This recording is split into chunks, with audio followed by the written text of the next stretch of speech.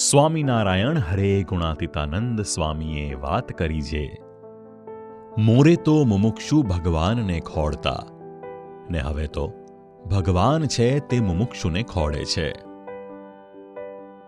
ભવિષ્યમાં આવનારો અને વિદેશમાં વસનારો સમાજ નિરંતર પ્રભુ તરફ યાત્રા કરી શકે એ હેતુથી સ્વામીશ્રી સૌ પ્રથમવાર ભારતની બહાર વિદેશ વિચરણ માટે પધાર્યા.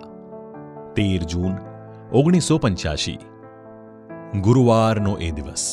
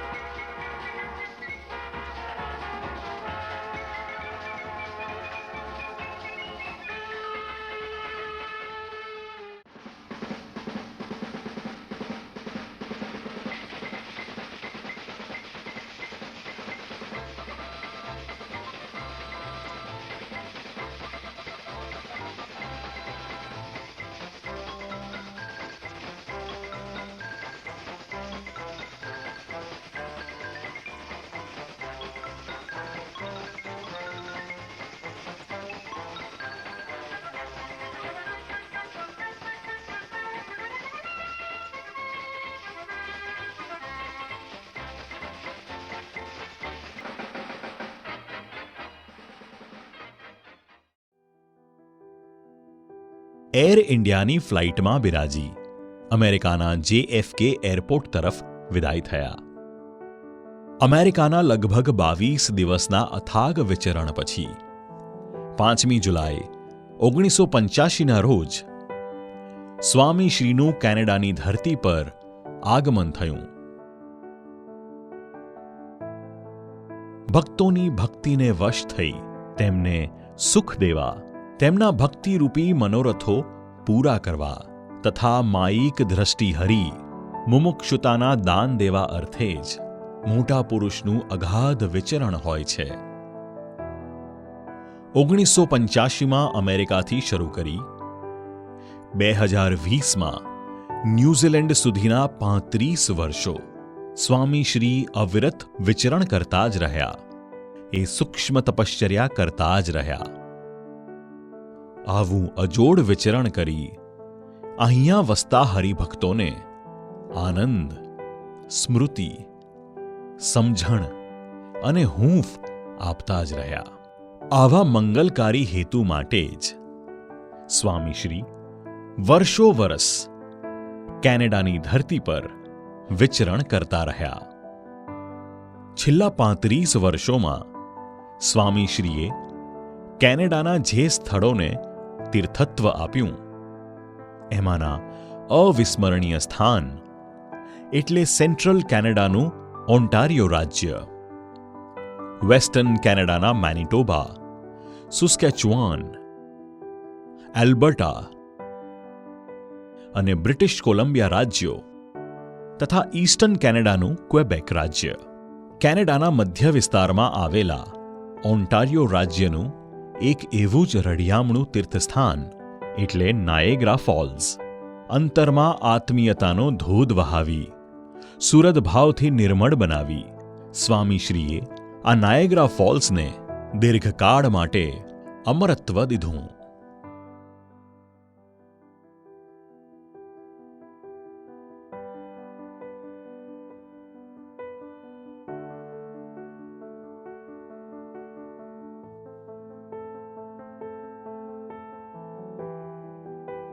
કેનેડા એટલે વિશ્વનો બીજો સૌથી મોટો દેશ કે જેનું પ્રાકૃતિક સૌંદર્ય જગ વિખ્યાત છે.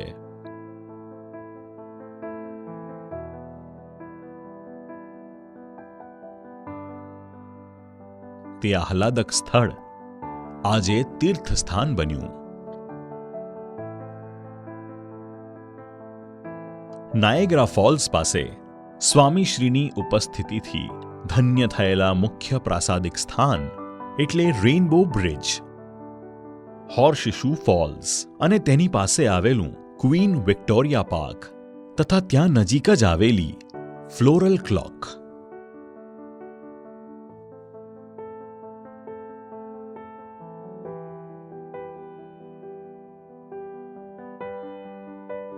અમેરિકાના ન્યૂયોર્ક રાજ્ય અને કેનેડાના ઓન્ટારિયો રાજ્યને જોડતો સેતુ એટલે રેઇનબો બ્રિજ.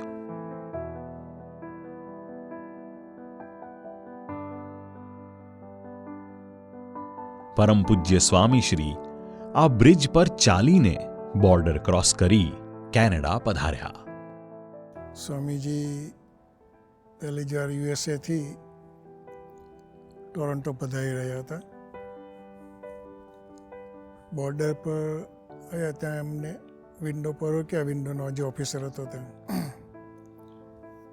બોર્ડર ક્રોસ કરીને સ્વામીજી નાયગ્રા ફોલ્સ આવતા હતા. એટલે વિન્ડો પર સાથે કિશોરભાઈ હતા, દવે સાહેબ, બીજા એક બે હરિભક્તો હતા, બીજી એક બે કાર હતી. એટલે ઓફિસરે પાસપોર્ટ જોયા અને પછી વધારે ઇન્ક્વાયરી માટે એમણે અંદર ઓફિસમાં મોકલાવ્યા સ્વામીજીને બધા સેવકોને. પાસપોર્ટ ઓલરેડી ઓફિસમાં પહોંચી ગયા હતા. પછી એમનો નંબર આવે એટલે ઓફિસરે બોલાવ્યા એ લોકોને વધુ ઇન્ક્વાયરી માટે. એટલે પછી કિશોરભાઈ અને દવે સાહેબ ઓફિસરની સામે હતા. એટલે ઓફિસરે એમને પૂછ્યું કે એટલે કિશોરભાઈ પહેલાં એમ કીધું કે આ અમારા પ્રિસ્ટ છે અને કેનેડા આવે છે અમારી સાથે. એટલે ઓફિસરે પૂછ્યું કે શા માટે આવે છે, what is the purpose of the visit. એટલે પછી કિશોરભાઈ સમજાવવા માંડ્યા એમની રીતે. થોડીક વખત એમણે ટ્રાય કરી સમજાવવાની, પણ હવે સમજી નહોતા શકતા કે કિશોરભાઈ શું કહેવા માગે છે. છતાં પણ પેલો કેમે કરીને તે ઓફિસર કન્વિન્સ ના થાય. આમ કરતાં કરતાં કદાચ 15-20 મિનિટ થઈ હશે. એમની રીતે બધી ટ્રાય કરી જોઈ. એ કન્ફ્યુઝન ચાલતું હતું ને ત્યાં પછી સ્વામીજીએ કિશોરભાઈ દવે સાહેબને કીધું તમે લોકો સાઈડ પર થઈ જાઓ. એટલે પછી સ્વામીજી આગળ ગયા ડેસ્કની પાસે અને ઓફિસરને કીધું કે સ્પિરિચ્યુઅલ ડિસ્કોર્સ માટે. ખાલી સ્વામીજી આ એક જ સેન્ટેન્સ બોલ્યા કે સ્પિરિચ્યુઅલ ડિસ્કોર્સ. એટલામાં તે ઓફિસર કન્વિન્સ થઈ ગયો અને એ લોકોને વિઝા આપી દીધા. ઘોડાની નાળ જેવો આકાર હોવાથી ધોધના આ ભાગનું નામ હોર્સશુ ફોલ્સ પડ્યું છે. અહીંયા અને નજીક જ આવેલા ક્વીન વિક્ટોરિયા પાર્કમાં કથા, વાર્તા અને ગોષ્ઠી દરમિયાન સ્વામીશ્રી આધ્યાત્મિક સૂઝ આપી ટકોર કરી કહેતા કે પ્રકૃતિના સૌંદર્ય કરતાં અનંત ઘણું સુખ અક્ષર બ્રહ્મની દુનિયાનું છે. જે ધરાની ધૂળ કેવળ રજ ભેડી રજ હતી તે આજે સ્વામીશ્રીના આગમનથી ચરણ રજ બની.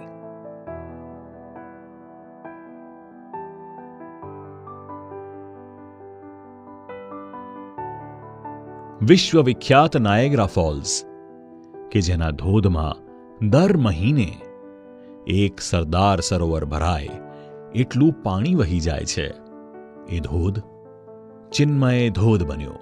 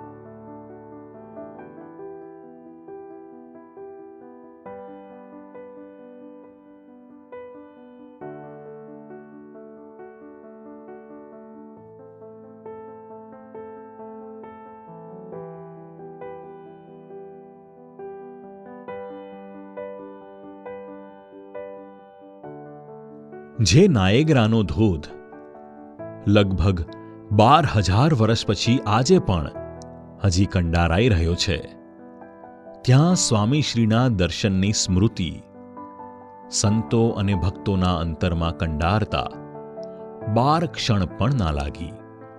સ્વામીશ્રીએ સાથે પધારેલા સંતોને અવિસ્મરણીય સ્મૃતિની ભેટ આપી.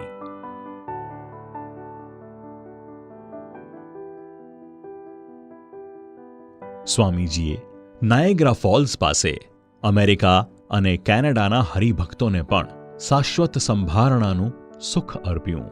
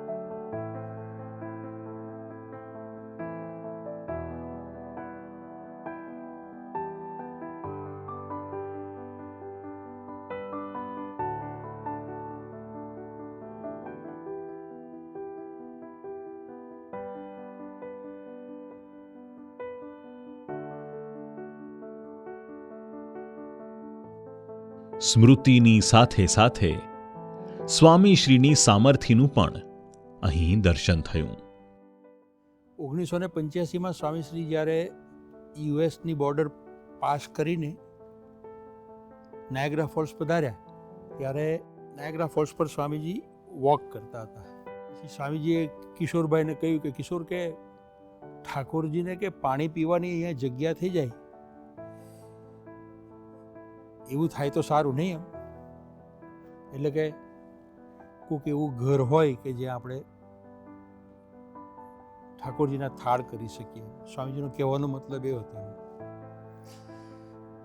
આ વાત થઈ અને પછી અમીષાબેન છે અમારે આપણા સત્સંગી છે, એ સાવ નાના હતા ત્યારે અને એ દીકરી ખોવાઈ ગઈ એટલે ત્યાં પોલીસવાળા હોય અને અમે વાત કરી કે ભાઈ આવું થયું છે અને there is a small girl, she got lost. એટલે પછી એણે કીધું કે મળે તો અમારે ક્યાં આપી જવી.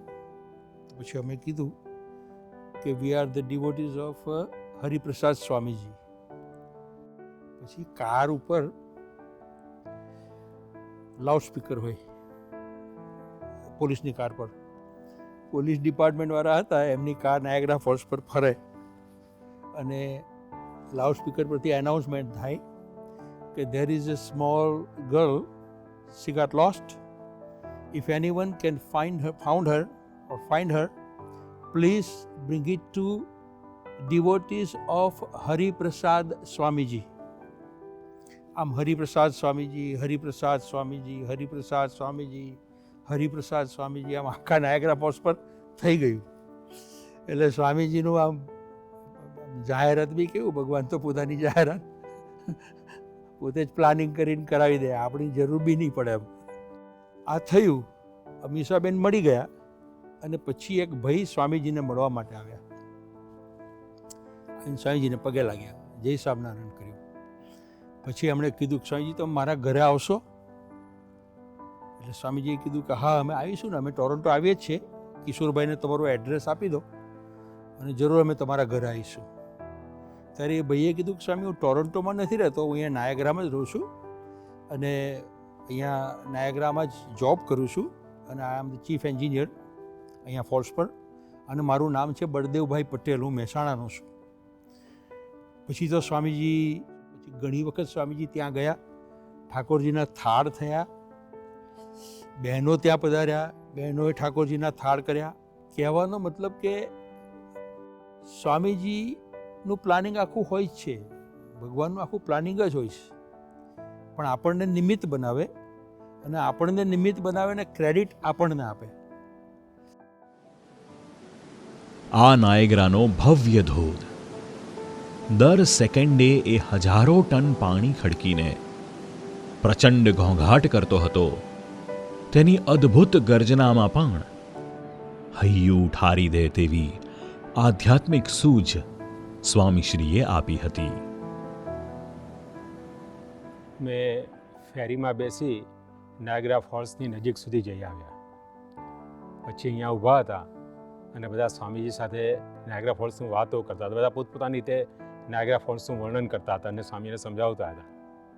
અને ત્યાં સ્વામીજીએ રહસ્યની પરાવાણી ઉચ્ચારી કે હું યોગીજી મહારાજને નિરંતર સંભાળતો હતો. હું એક સેકન્ડ માટે પણ યોગીજી મહારાજને ભૂલ્યો નથી. પછી સ્વામીજી વાત કરે કે નાયગ્રાનો ફોલ અસ્ખલિત રીતે વહી રહ્યો છે. આ દુનિયાની એક અજાયબી કહેવાય, અને એવો આપણા મહારાજનો અપરંપાર મહિમા છે. લગભગ 15,000થી વધારે ફૂલ છોડની ગોઠવણી અને સજાવટથી બનાયેલ આ 40 ફૂટ પહોળી ઘડિયાળને ફ્લોરલ ક્લોક કહે છે.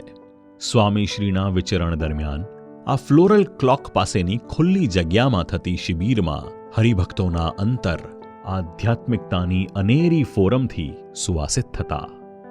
નાયગ્રાના ધોધની જેમ અવિરત વહેનારી આ કલ્યાણ યાત્રાનું જાણે આ પહેલું પગલું જ હતું. ના તો આ યાત્રા સામાન્ય હતી, ના તો એના ખેડનારા. એક અસામાન્ય સદપુરુષની અસાધારણ યાત્રાની આ શરૂઆત હતી. એક દિવસની શિબિર રાખતા, 2 સેશન રાખે સવાર સાંજ. તો ત્યારે કેવું કે ડાબલા શિબિર જેવું, એટલે બધા હરિભક્તો અલગ અલગ બધું બનાવી જાય, પછી બધા ખોલે ને એમાંથી સ્વામીજી બી લેતા પ્રસાદ. એટલે બહુ આનંદ કરાયો. ફ્લોરલ ક્લોક જગ્યા છે ત્યાં નાયગ્રા ફોલ્સમાં. તો એક સ્ટાન્ડર્ડ જગ્યા હતી ને મોટું ઝાડ હતું, એની નીચે સ્વામીજી બેસે અને ત્યાં ગોષ્ઠી કરતા. તો એક જ સ્પોટ ઉપર હંમેશા સ્વામીજી પધારતા. કદાચ વિચાર કરીએ કે 88, 89, 90, 91 સુધી, 92 બી કદાચ સભાઓ કરી છે નાયગ્રા ફોલ્સમાં. ને ત્યારે તો કેવું કે 5-25 જણ ભાઈઓ, 5-25 બહેનો, બહુ નાનું મંડળ હતું. પણ યાદ છે કે સ્વામીજી વાત જ કરતા હતા કે પ્રથમ 16-18ની વાત કરે, પછી મધ્ય 28-41. નાયગ્રા ફોલ્સમાં સ્વામીજી જે સભાઓ કરતા, તો એક પર્ટિક્યુલર સભામાં મને વેરી સ્પેસિફિકલી યાદ છે કે ઠંડી હતી ને આઈ થિંક કે એ 4 મે હતી. ને ઠંડી એટલા માટે કે મને પોતાને ઠંડી લાગતી હતી ને તે દિવસે particularly I don't know how come, પણ વિડીયો કેમેરાની સેવા મને સોંપેલી હતી. એટલે સ્વામીજી ગોષ્ઠી કરતા હતા. ગોષ્ઠી કર્યા પછી બોલ્યા શ્રીહરિ સ્વામીજીએ એ પ્રવચન બધા એ કીર્તન સ્વામીજી બધાની પાસે બોલાવડાવ્યું. તો એમાં એક લીટી છે, એક પદ છે એમાંથી કે જીવ અસ્વર્તનો રહે, માયા કાળ પુરુષ પ્રદાન, સૌનો વશ કરું રહે, સૌનો પ્રેરક હું ભગવાન. તો એ જે પોર્શન આવે છે ને કે સૌનો પ્રેરક હું ભગવાન, તો ત્યારે સ્વામીજી આખા કીર્તનમાં સ્વામીજી તાળી પાડતા હોય છે કે પછી એવી રીતના દર્શન આપતા હોય છે.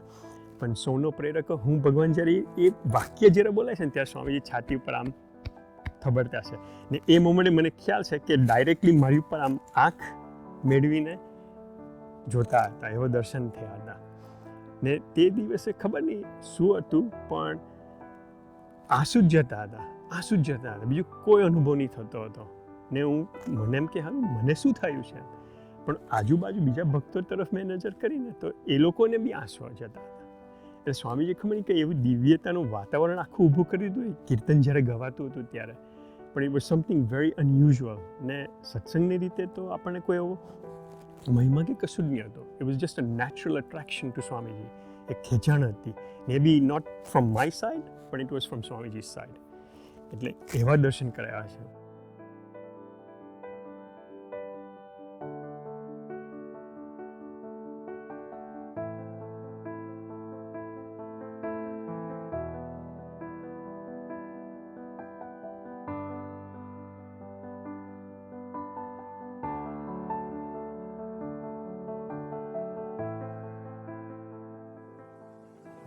નાયગ્રા જેવી પવિત્ર જગ્યામાં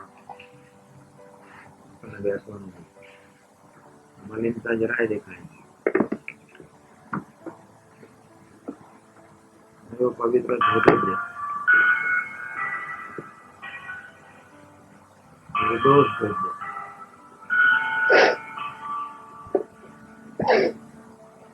ઠંડક બી સરસ, આહલાદક વાતાવરણ બી સરસ, મન બુદ્ધિને ગમે એવું વાતાવરણ.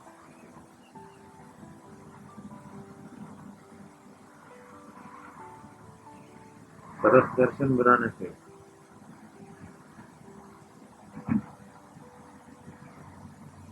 એક પ્રાકૃતિક સૌંદર્યમાં પ્રભુએ કેવી નિર્મળતા મૂકી.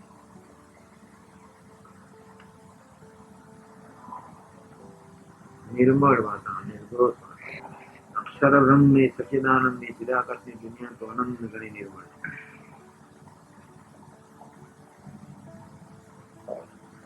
ભગવાનના પવિત્ર સાધુ તો ખૂબ પવિત્ર.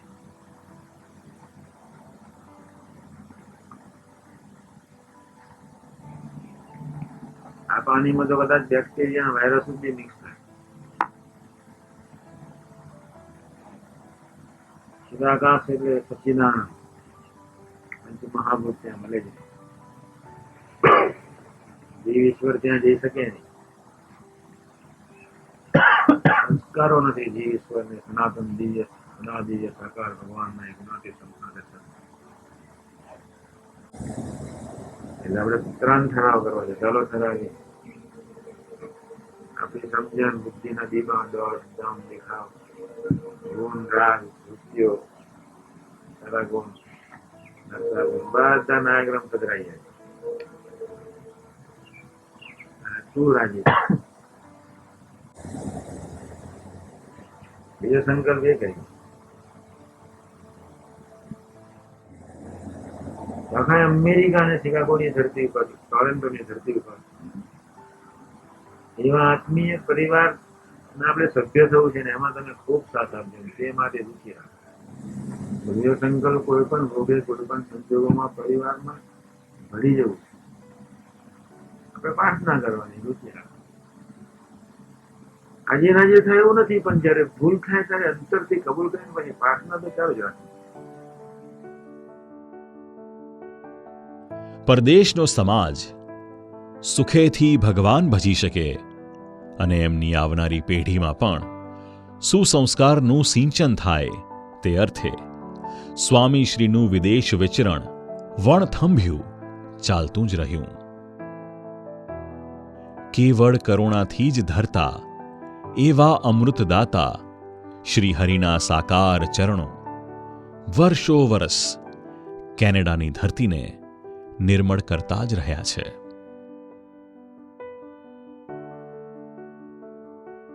કેનેડામાં આવેલું આવું જ બીજું મહાપ્રાસાદિક સ્થળ એટલે વેસ્ટર્ન કેનેડાનું વિનીપેગ શહેર.